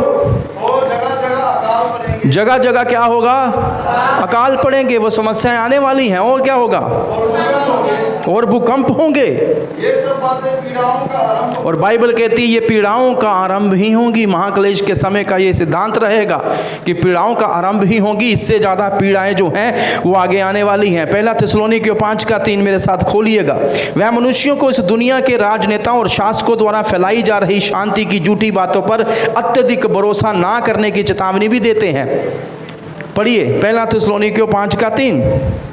जब लोग कहते होंगे कुशल है और कुछ भय नहीं, तो उन पर एकाएक विनाश आ पड़ेगा। हाँ, बाइबल कहती है जब लोग कहेंगे उस समय में कि सब कुशल है, कोई भय नहीं है, डर खत्म हो गया, कोरोना खत्म हो गया, महामारियां चली गई, और बाइबल कहती है उन पर यकायक क्या होगा, विनाश आ पड़ेगा। हालेलुया। आगे, जिस प्रकार गर्भवती पर पीड़ा यकायकान पड़ती है, आमीन, वैसा ही कष्ट का समय होगा जो बाइबल बताती है। तो सबसे पहली चीज़ क्या होगी, सब कहें शांति भंग कर दी जाएगी। क्या आप एक ऐसी दुनिया की कल्पना कर सकते हैं जहां बिल्कुल भी शांति ना हो? लोग सुकून ढूंढने जाते हैं, शांति ढूंढने जाते हैं, यहाँ मिलेगी, घर में मिलेगी, बाहर मिलेगी, पर एक ऐसा समय आएगा कि शांति लोगों को कहीं भी नहीं मिलेगी। एक ऐसी दुनिया की कल्पना करें जहाँ सिर्फ युद्ध हो, लड़ाइयाँ हो, तलवारें चल रही हों और एक दूसरे को लोग मार रहे हों। और बाइबल कहती है ये तो बस पीड़ाओं का आरंभ ही है। आमीन। दूसरी चीज़ बाइबल कहती है कि पृथ्वी के ऊपर बहुत भयंकर भीषण हिंसा शुरू हो जाएगी। क्या है इस घुड़सवार के पास? विशाल तलवार इसको दी गई है। विशाल तलवार इस बात की ओर इशारा करती है कि एक विशाल युद्ध होगा। आमीन। आपको पता है जिस समय बाइबल लिखी गई या जिस समय यीशु मसीह दुनिया में थे, चेले दुनिया में थे, रोमी जो लोग थे वो हुकूमत किया करते थे युद्धों में। उनके पास छोटी तलवार होती थी जो आपस में लड़ने के बड़े काम आती थी। बड़ी छोटी तलवार, आप मूवीज़ भी देखेंगे इनकी इतनी सी तलवार है, तो चलाने में आसान और बड़ी तीखी की वध कर दिया जाए। पर यहाँ पर जिस तलवार की बात की गई ये रोमी तलवार नहीं है, ये बहुत लंबी तलवार है जो इस बात का संकेत है कि विश्व युद्ध होगा, जिस बात का संकेत है कि पूरा संसार लड़ाई में डूब जाएगा और मृत्यु दंड आएगा, लोग एक दूसरे के विरोधी हो जाएंगे।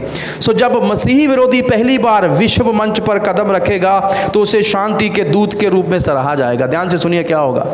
मसीही विरोधी आएगा दुनिया के मंच पर, यानी कि वो एक राज्य बनाएगा, उसके ऊपर हुकूमत करेगा, तो लोग उसको सराहेंगे कि इसने क्या कर दिया है, शांति स्थापित कर दी है। लेकिन जैसे ही सब चीज़ें उसके हाथ में आ जाएगी तब वो अपना असली रंग दिखाएगा और शांति के स्थान पर वो लोगों को विनाश देगा, जीवन के स्थान पर वो लोगों को क्या देगा, मृत्यु देगा। मैं आपको बताना चाहता हूँ जब दूसरा विश्व युद्ध हुआ था, पता कितने लोग मरे थे? 5 करोड़। कितने लोग मरे? आपको ये सुनकर एकदम नहीं हुआ 5 करोड़? हम जीवित हैं तो हमें लगता है सब सही है, हम खा रहे तो हमें लगता है सबका पेट भर गया, कि नहीं? हम ऐसे ही हैं। 5 करोड़ लोग मरे थे दूसरे विश्व युद्ध में। अब इस समय में जो होगा उससे भी ज़्यादा लोग मृत्यु होंगे। बहुत भयंकर समय आएगा उस समय। सो आप इसकी तुलना के मात्र कर सकते हैं। विशेषता एक समय यहेजकेल भविष्यवाणी करता है, पूरा नहीं पढ़ पाएंगे हम। यहेजकेल की पुस्तक 38 अध्याय 39 अध्याय, और वो उस पुस्तक में बात करता है एक ऐसे समय की जब कुछ राज्य जो हैं चढ़ाई करेंगे, उनका युद्ध चलेगा। और उसमें कई इस समय के देशों के नाम भी आते हैं, जिसमें से रशिया एक है, ईरान भी है। वहाँ लिखा हो गोग मगोग, और भी ऐसे शहर वहाँ पर लिखे हुए हैं जो आज के आधुनिक युग में ये वाले देश बन चुके हैं। तो कुछ तो होने वाला है। सो इस अवधि के दौरान आक्रमण करेंगे लोग, किसके ऊपर? इजराइल के ऊपर। इजराइल का युद्ध भी चल रहा है अभी वैसे। तो आपको ये चीज़ें पढ़ेंगे तो आपको बड़ी सारी चीज़ें समझ में आना शुरू हो जाएंगी क्योंकि ये क्या कुछ हो रहा है। 38 और 39 अध्यायों की जो पूर्ति तब होगी जब ये देश मिलकर इजराइल के ऊपर क्या कर देंगे, हमला कर देंगे और उनकी सेना ऐश्वर्य हस्तक्षेप से पराजित होगी। उनकी जो सेनाएं बहुत बड़ी हैं, परमेश्वर आएगा और तब उनकी हार होगी, प्रभु आ खड़ा होगा। आमीन। और 7 वर्षों तक परमेश्वर उनके युद्ध के हथियारों को जलाएगा। और विशेषतः जब हेजकेल 39 अध्याय 9वीं-10वीं आयत पढ़ेंगे तो आपको और समझ में आएगा। लेकिन संघर्ष यही समाप्त नहीं होंगे। मसीह विरोधी द्वारा उत्पन्न युद्ध एक के बाद एक तब तक जारी रहेंगे जब तक कि शांति के राजकुमार यीशु समर्थ और महिमा के साथ वापिस नहीं आ जाते। हालेलुया। नहीं समझे? उस पूरे अगले जो 3.5 साल होंगे केवल युद्ध होने वाले हैं, हत्याएं होने वाली हैं, भूकंप आएंगे, महामारियां होंगी और वो सारी चीज़ें वहाँ पर होंगी। कितनों को समझ आ गया? Praise God. हम आगे बढ़ जाते हैं तो आप इसको ज़रूर पढ़िएगा। पर युद्ध पर पूर्ण विराम लगेगा जब मेरे यीशु का दूसरा आगमन होगा। यीशु आएंगे और वो संसार में शांति को स्थापित कर देंगे और 1000 साल का वो समय है जब हम प्रभु के साथ इस पृथ्वी पर राज्य करेंगे और उसके बाद अनंत काल का राज्य भी प्रभु ने अपने लोगों के लिए रखा हुआ है। सो इस बात की यदि आप कल्पना करें, अभी हम कल्पना ही कर सकते हैं, पर ये सब कुछ होने वाला है। और उन दिनों में प्रार्थना करने वाले लोग नहीं होंगे, कलीसियाएं नहीं होंगी, वो माताएं नहीं होंगी जो अपने बच्चों के लिए प्रार्थनाएं कर सकें। ये सब कुछ होगा और जब यीशु आएगा तभी वो लोगों को आशा प्रदान करेगा, तभी वो लोगों को सच्ची शांति का अनुभव देगा। हालेलुया। तो ये रहा दूसरा घोड़ा। आइए हम तीसरे घोड़े की ओर चलें। तीसरा घोड़ा कौन सा घोड़ा है? काला घोड़ा है। बाइबल बताती है जैसे ही तीसरी मोहर खोली तो मैंने तीसरे प्राणी को ये कहते सुना, मैंने दृष्टि की और देखो एक काला घोड़ा और उसके सवार के हाथ में एक तराजू है। आमीन। और मैंने चारों प्राणियों के बीच में से एक शब्द कहते सुना, दिनार का सेर भर गेहूं और दिनार का 3 सेर जौ, पर तेल और दाखरस की हानि ना करना। इस बात को हमें समझना है ये क्या है। सो जैसे ही तीसरी मोहर टूटती है, इसको काला घोड़ा दिखाता है अभाव को। कालापन समझते हैं? वैसे तो काला कलर सब पहनते हैं और इन दिनों में तो रंग गायब होते जा रहे हैं। सब लोग वाइट ब्लैक, घरों में भी ग्रे वाइट ब्लैक, गाड़ियां भी वाइट ब्लैक, रंग उड़ते जा रहे हैं। अब रंगों की चिंता कोई नहीं करता। यही सबके फेवरेट रंग यही हो चुके हैं, टीवी के कारण, मैगजीन के कारण और उस चलन के कारण जो दुनिया अब चला रही है। ग्रे वाइट ब्लैक सब कुछ रंग उड़ते जा रहे हैं। पर जो काला कलर होता है असल में ज़्यादा लोगों को पसंद नहीं है। बड़े लोग विरोध भी करते हैं और इसीलिए रेसिज्म भी है कि नहीं? मैं कई बार कहता हूँ मुंडापा में कहना तो नहीं, जो कोले वर्गा काला होवे कुड़ी ने दुध वर्गी गोरी चाहिए, होता है कि नहीं? और नकारा जाता, जो बेचारे लोग सांवले भी हो जाते हैं उनको भी नीचा दिखाया जाता है कि नहीं, चिढ़ाया जाता है। तरह तरह के चुटकुले जो हैं वो काले कलर सांवले कलर पर बना दिए हुए हैं, फालतू की बात है।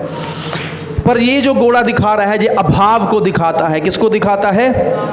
सो तीसरी मोहर जैसे टूटती है हम देखते हैं काला कलर। सो काला रंग अकाल से जुड़ा हुआ है। हम कहते हैं ना इट्स ऑल ब्लैकिश, काला हो चुका है। वो दिखाता है अकाल के समय को। तो युद्ध के बाद हमेशा क्या होता है?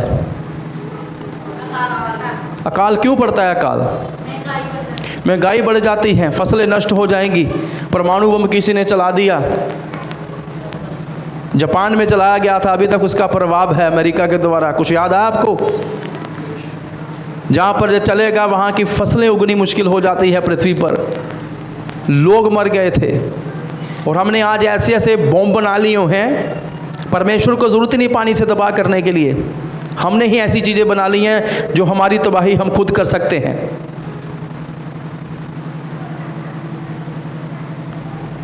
हालेलुया। सो आगे चलते हैं। सो युद्ध के बाद हमेशा अकाल पड़ता है। इस प्रकार विश्वव्यापी युद्ध जो है अकाल को जन्म देगा। और इसकी बात प्रभु यीशु ने मत्ती 24:7 में की थी, जो हमने अभी पढ़ा। अकाल होंगे, भूकंप आएंगे। आमीन। सो अभावों से भरा हुआ समय। सो इस घोड़े पर सवार व्यक्ति के हाथों में तराजू भी है। ये देखा आपने? ये दर्शाता है कि विपत्ति काल में जीवन की आवश्यक वस्तुओं की भारी कमी हो जाएगी। तराजू में क्या करते हैं आप? 1 किलो दाल दे दी, आधा किलो चावल दे दी। तो तराजू तोलने के बारे में दिखाता है। और जब ये घोड़ा आएगा तो दुनिया में वस्तुओं का अभाव हो जाएगा, और जब वस्तुओं का अभाव होगा तो थोड़ी सी वस्तु, देखिए जैसे ही कोई फसल ख़राब होती है और यदि वो मार्केट में आए तो वो एकदम महंगी हो जाती है। अभी नींबू महंगे हैं, और क्या क्या महंगा चल रहा है? सिलेंडर तो महंगा कर ही दिया मंडी में, बोलते सब कुछ महंगा हो गया जी।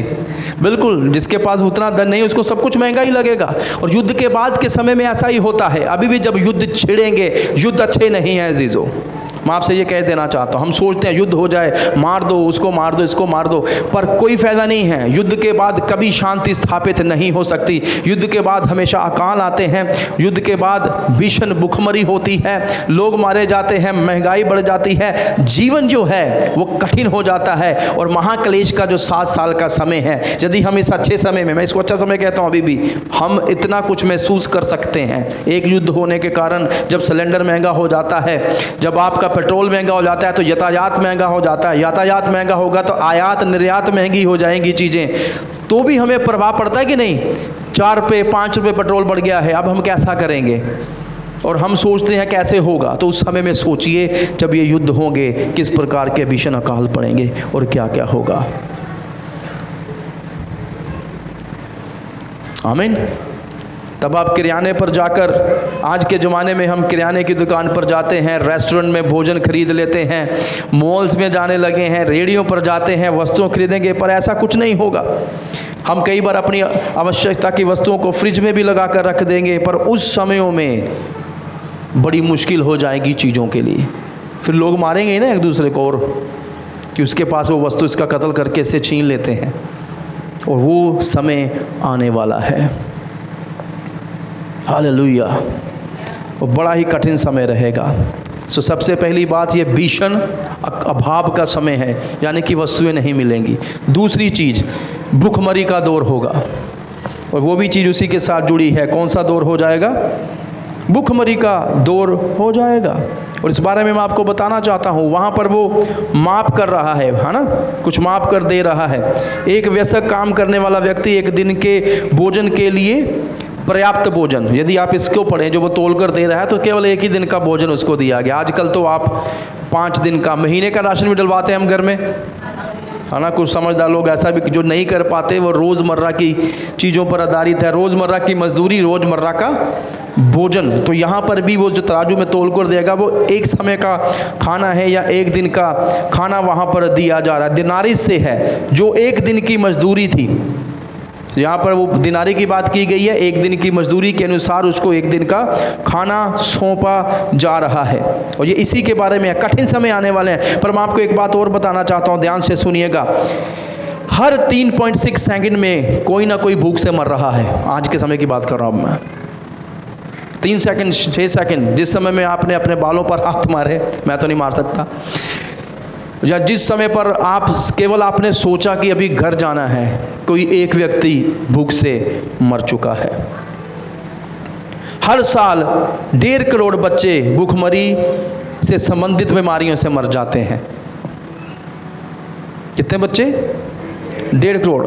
हर साल 40 लाख लोग भूख से मर जाते हैं। अभी शायद गिनती ज़्यादा है, पर प्रभु का धन्यवाद हो ऐसी संस्थाओं के लिए जिन्होंने भोजन का प्रबंध किया है, कई चीज़ों के लिए।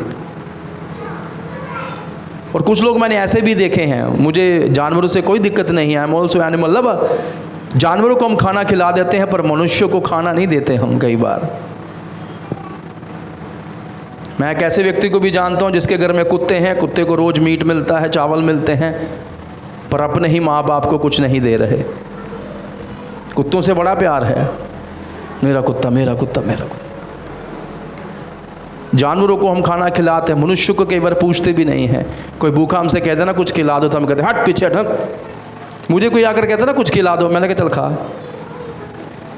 और एक बार मुझे अभी तक याद है कि भिखारी मेरे पास आया, मुझे कहने लग गया कि मेरे को भूख लगी, कुछ खिला दो। मैंने चलो बताओ बाबा जी क्या खाना है? नहीं नहीं खाना नहीं, कुछ पैसे दे दे। मैं ना, आपने खाने की बात करी, आपको भूख लगी है, खाओ क्या खाना है। उसने खाना ही नहीं खाया, मैंने पैसे भी नहीं दिए। क्योंकि उसकी असली समस्या भूख नहीं थी। तो हमें पहचान भी करनी आनी चाहिए। हालेलुया। तो मैंने आपको बताया इतने लोग मरे जा रहे हैं, और आपको मैं बताना चाहूँगा कम से कम 1.3 अरब लोग प्रतिदिन 100 रुपये से कम की मजदूरी में काम कर रहे हैं। इतनी भी मजदूरी नहीं मिल रही कईयों को। बेसिक जो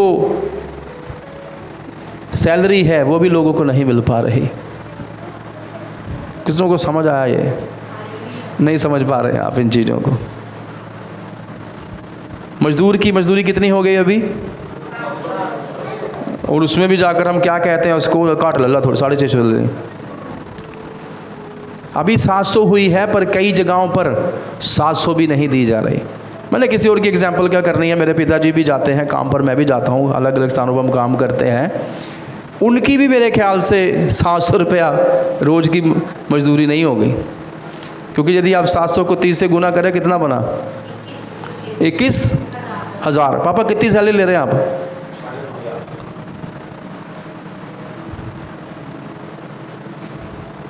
$9,500 में मजदूरी कर रहे हैं, और फिर भी देने वालों को लगता बहुत ज़्यादा दे रहे हैं। आपकी सैलरी कितनी है? 15 ना? मजदूरी नहीं मिल रही आपको पूरी। और वो भी ऐसे लोग हैं कुछ कटकटा के भी देते हैं। और कई मिशनरीज़ के साथ भी ऐसा हो रहा है जो संस्थाओं में काम करते हैं। मैंने ऐसे, मेरे एक मित्र हैं वो किसी संस्था के साथ काम करते हैं, उसको 15,000 सैलरी देते हैं, उसमें से 1500 काट के दे रहे हैं। किसी ने, मैंने पूछा जाके पूछ क्यों काटा? कहते दशवांश है। तो संस्था थोड़ी काटेगी दशवांश, उसकी कलीसिया में जाएगा वो।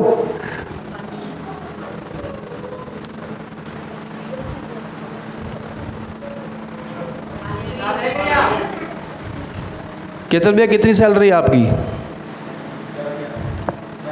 11,000 की 11 ही हैं। उनको मजदूरी भी नहीं मिल पा रही पूरी। 700 रुपये मजदूरी है। सरकार, मैं विनती करूंगा कम से कम लोगों की जो बेसिक मजदूरी तो आप दें। 700 रुपया प्रतिदिन के हिसाब से 21,000 बनता है। हालेलुया। आइए हम आगे बढ़ें। ये समय एक चीज़ और होगी, अलगाव का दौर भी होगा।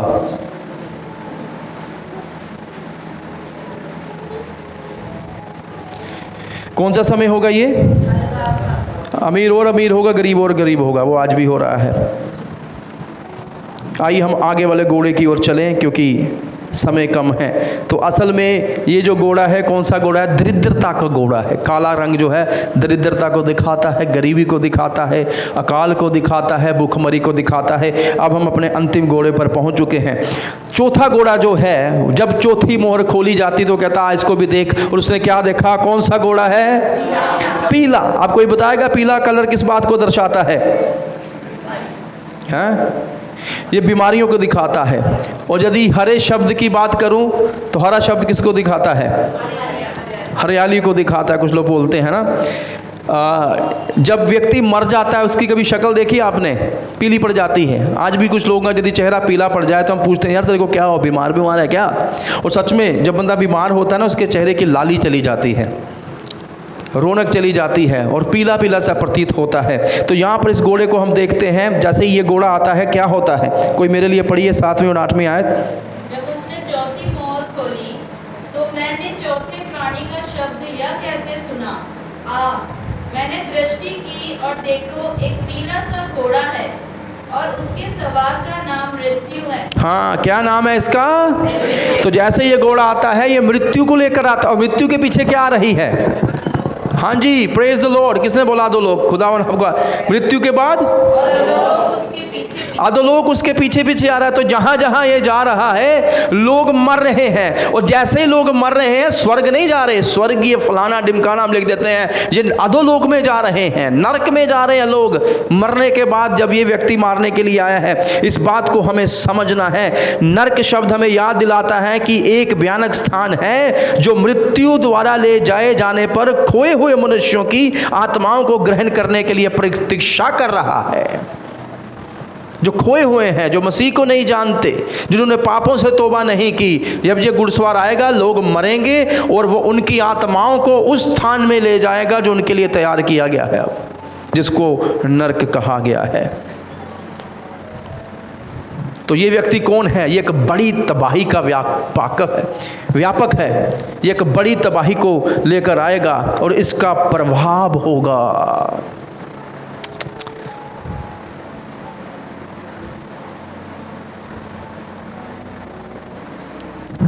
आपको पता है विश्व की आबादी क्या है इस समय में? बाइबल कहती है कि 1/4 आबादी मर जाएगी, यही लिखा है। यानी उस समय जीवित रहने वाले हर 4 में से एक व्यक्ति की मौत हो जाएगी। 1/4 है ये। उस समय जब ये आएगा 4 में से एक बंदा मरेगा। 1/4 हो गया। अब बताएं कितनी आबादी है पूरे संसार की?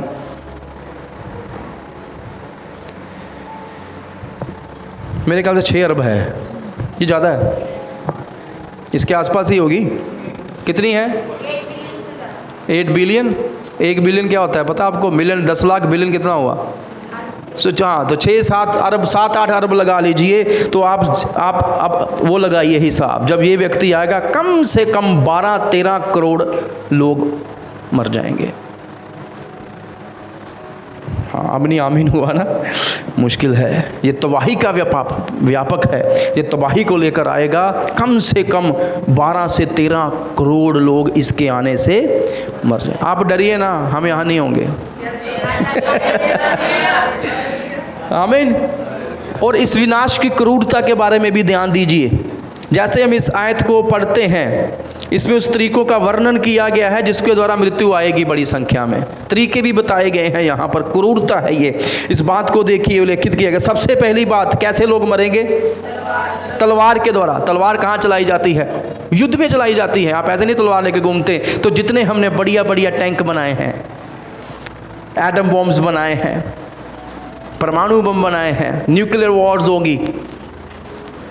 सोचिए, ये तलवार इन्हीं सब बड़े बड़े शस्त्रों को दिखाती है। लोग युद्ध के द्वारा मरेंगे उस समय। और मत्ती में यही लिखा है 24:7 में, राज्य राज्य, देश देश के वो चढ़ाई करेंगे और मार डालेंगे एक दूसरे को। हालेलुया। दूसरी चीज़, लोग कैसे मर रहे हैं? अकाल से मर रहे हैं। अब अकाल क्यों? युद्ध के बाद हमेशा क्या आते हैं? अकाल आएंगे, भूखमरी आएंगी। तो लोग भूखमरी से ही मर जाएंगे। फिर कैसे मरेंगे? महामारियां फैलेंगी। ओहो, क्यों? कौन सी महामारी फैली थी पिछले दिनों में? कोविड-19, कोरोना वायरस हो गया। और भूतकाल में यदि आप पढ़ें तो कुछ बीमारियां और भी फैली थी। याद है किसी को? फ्लेग फैले थे, हैजा फैला था, और एक और मेरे ख्याल से यूरोप की तरफ काला बुखार फैला था। तो ये सारी बीमारियों ने बहुत सारे लोगों को मार दिया था। और इस समय भी यही होगा। मरी फैलेगी, भूकंप आएंगे, अकाल होंगे, महामारियां होंगी। बर्ड फ्लू किस किस को याद है?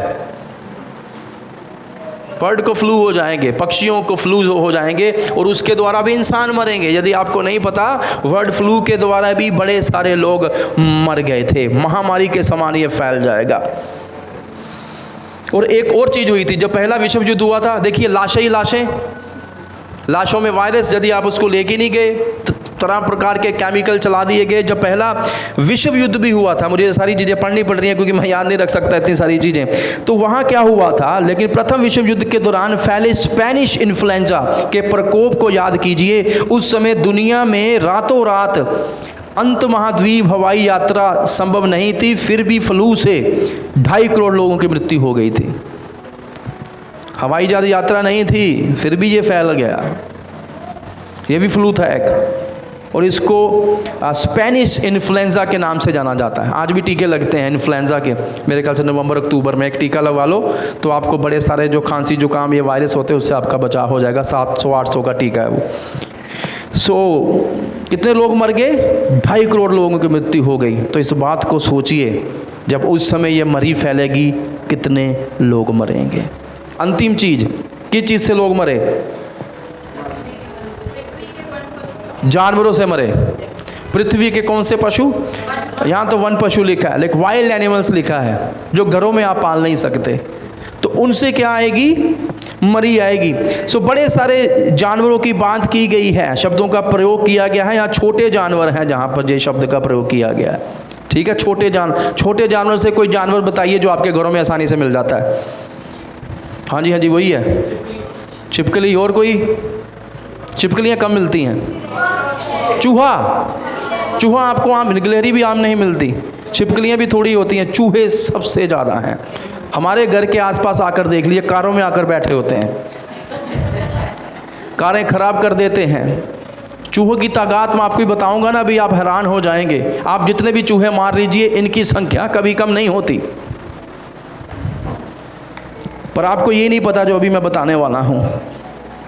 सो बाइबल में ये बात स्पष्ट तो नहीं की गई है कि यहाँ पर चूहों का ही जिक्र किया गया है, पर जानवर लिखा है। तो चलिए एक उदाहरण के तौर पर हम चूहों को उठा लेते हैं। तो चूहों से संबंधित कुछ जानकारी आपको मैं ज़रूर देना चाहता हूँ। मैं आपको बताना चाहता हूँ, युद्ध, मृत्यु और नरसंहार के चलते इस दुनिया में चूहों की आबादी तेज़ी से बड़ी होगी। अभी भी बड़ी है, तब भी बढ़ेगी। और मैं आपको बताना चाहता हूँ, जब एक प्रजनन जोड़ी 5 बच्चों को जन्म दे सकती है, तो 8 और 9 प्रति वर्ष संतानें, इनके बहुत सारे जो बच्चे हैं चूहों के पैदा हो जाते हैं। मैं आपको बताऊं, यदि किसी क्षेत्र में, मान लीजिए पठानकोट में, आप 95% चूहों को मार दें, कितने प्रतिशत? 1 साल के अंदर इनकी आबादी फिर से पूरी हो जाएगी। सिर्फ 5% इतनी इनमें क्षमता है कि अपनी आबादी को फिर से ये पूरा कर लेंगे। और चूहों ने अभी हमारे घर के बाहर बड़ी अच्छी टाइलें लगा दी, पिछले एमएलए ने, प्रभु उनको आशीष दे। चूहों ने सब कुछ खोद कर नीचे से घरों में सुरंगें बना रखी हैं। आपको समझ नहीं आ रहा किचन में चूहा आ कहाँ से रहा है। बिल्कुल जहाँ आपने वो लकड़ी की चीज़ लगाई, उसी के पीछे सुराख करा उसने, प्रणालों में सुराख। ये पानियों में घुस जाते, मरते नहीं। चूहे में इतनी क्षमता, पानी में भी नहीं मरता। ये गंदी नाली में रहते हैं, उनके साइज इतने हो चुके हैं खा कर, और आपको पता नहीं चल रहा आपके घर का राशन कहाँ जा रहा है। लेकिन आपको एक बात मैं बताना चाहता हूँ, जो चूहे होते हैं ये बहुत गंदे जानवर होते हैं।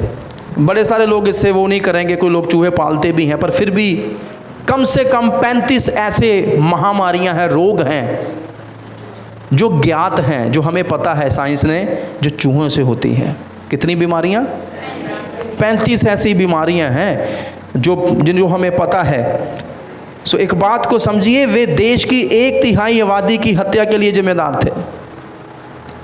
ये जो चूहे हैं, किसी जगह पर इतने थे, 1/3 आबादी तक शहर की इन्होंने तबाह कर दी थी इन्हीं बीमारियों से। और ये कब हुआ? यूरो मध्य युग के दौरान, जब ब्यूओनिक फ्लेग का प्रकोप फैला था। एक और फ्लेग आया था, तब इन्होंने इतने लोगों को मार दिया था। और चूहे क्या फैलाते हैं? आप सोचेंगे अब तक स्टडी होगी, शुरू होगी चूहों के ऊपर, तो पर हमें ये सीखना भी ज़रूरी है। और ये अंतिम चीज़ मैं आपको बताऊंगा। कम से कम चूहों ने एक और फ्लेग फैला था। रैट्स कैरी टाइफस, एक और बीमारी इनको होती है, वो है टाइफस फैलाते हैं, जिसने 400 वर्ष की अवधि में, पिछले जो 400 वर्ष गए हैं, पता कितने लोगों को मारा है? 20 करोड़ लोगों को मार दिया है। पिछले 400 साल की अवधि में 20 करोड़ इसकी बलि चढ़े हैं, जो बीमारी चूहा फैलाता है। हमको लगता है चूहे। और आज मैं आपको बताऊं, शहर का ही हमारे एक रेस्टोरेंट है, मैं वहाँ पर गया, कहते जी बहुत बढ़िया चीज़ें मिलती हैं यहाँ पर। मैंने कहा ठीक है, ले आओ। थोड़े समय के बाद मैं बाहर घूमने चला गया, उनकी मैंने किचन देखी, किचन में इतने बड़े चूहे घूम रहे थे। मैं आपको बता दूंगा, मुझसे थोड़ी देर बाद मिल लीजिएगा। कहते चूहों को हम रोक नहीं सकते भाई, सफाई तो रखो। तो वहाँ चूहे घूम रहे थे, और शहर का एक बहुत बड़ा, लोग स्वाद ले लेकर खाते हैं। घरों में खाना बनाइए, साफ़ सुथरा बनाइए, चूहों से बच के रहिए। और पता है क्यों? ध्यान से सुनिए, मैंने आपको कितना बताया। ये यूनाइटेड स्टेट्स की मैं आपको विवरण बता रहा हूँ कि खाने में चूहों के कारण एक साल में कम से कम 10 लाख लोग यूनाइटेड स्टेट्स, नहीं 1 अरब लोग वहाँ पर मर गए। और चूहों के द्वारा लगभग $1 अरब का भोजन नष्ट कर दिया जाता है यूनाइटेड स्टेट में, क्योंकि चूहे वहाँ पर फिर गए। इस मामले में मुझे मेरी मम्मी बड़ी अच्छी लगती है, माता है। चूहा लागो भी नाग जे कहते, चूहा ना गया, चूहा इतने, हम नहीं खाते। आप भी अपने बच्चों को ज़रूर सिखाइए। हालेलुया। सोचिए, जब ये पीला घोड़ा आएगा तो तो क्या क्या होगा। अभी तो मैंने एक चूहे के बारे में बताया और हमें नहीं पता कौन कौन सी चीज़ें पृथ्वी के अंदर वनों में पल रही हैं जो महामारियों को लेकर आएगी और मार देंगी। हालेलुया, आमीन। आइए हम अंत पर पहुंच चुके हैं। जब ये सारी बातें मैं पढ़ रहा हूँ और आपको मैंने सिखा भी दी, दो विचार मेरे मन में रुक जाते हैं आकर। सबसे पहला विचार पता क्या है? मैं प्रभु को धन्यवाद करता हूँ कि मैं उसके अनुग्रह के द्वारा बचाया गया हूँ और मुझे इन बातों की चिंता करने की आवश्यकता नहीं है, क्योंकि जब ये चीज़ें होंगी प्रभु यीशु कलीसिया को उठा चुके होंगे और मैं विश्वास करता हूँ मैं प्रभु के साथ स्वर्ग में उनकी महिमा कर रहा होगा।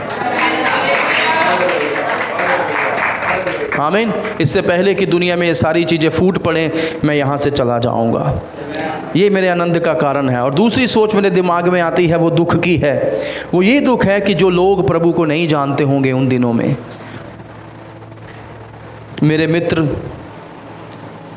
मेरा परिवार हो सकता है, मेरे कुछ सगे संबंधी हो सकते हैं, मेरे साथ काम करने वाले हो सकते हैं, मेरे आस पड़ोस में रहने वाले लोग हो सकते हैं जो गुम हो चुके हैं पापों में, जो लॉस्ट हैं, जो प्रभु के पास नहीं आए हैं। उन सब का क्या होगा? उनको इन सारे दुखों में से, इस महाक्लेश में से, इस संकट में से होकर गुजरना पड़ेगा और यही मेरे हृदय को तोड़ देता है। और इसीलिए मैं आप सबको आग्रह करना चाहूँगा, विनती करना चाहूँगा, सुसमाचार सुनाएं, प्रीच द गॉस्पेल। किसी भी कीमत पर प्रभु के वचन का प्रचार करें, लोगों को ये बताएं यीशु क्यों आया है। लोगों को ईसाई धर्म नहीं चाहिए, उनको यीशु मसीह चाहिए। और इसलिए साधु सुंदर सिंह एक बात कहकर गए थे कि भारत के लोगों को भी उस जीवन जल की आवश्यकता है जिसका नाम यीशु मसीह है, पर उनके खुद के बर्तनों में। हालेलुया। हम धर्म का प्रचार ना करें, हम उस व्यक्ति का प्रचार करें जो आपके और मेरे उद्धार का कारण बना है और जो संसार का उद्धार करता है, जो लेने आने वाला है, जो वायदा किया वो प्रभु है और जो इस पुस्तक की मोहरें तोड़ने और खोलने के योग्य है। उसी की महिमा युगान युगान होती रहे। और उसके साथ साथ मैं आमंत्रण देना चाहूँगा उनको जिन्होंने अभी तक यीशु को ग्रहण नहीं किया, जो मुझे सुन रहे हैं, आप प्रभु यीशु पर विश्वास लाएं, उसकी क्रूसित हुई मृत्यु पर विश्वास लाएं। उसका रक्त आपके पापों को धोने के लिए और आपको क्षमा करने में सक्षम है। प्रभु इन वचनों के द्वारा आपको आशीष दे, आपको और बढ़ाए। यदि आप आशीषित हुए हैं दूसरों के साथ भी ज़रूर बांटें और अगले सप्ताह भी हमारे साथ जुड़ें और हम सीखेंगे कि जब अगली मोहरें खुली तब क्या हुआ। आप सबों को जय मसीह की।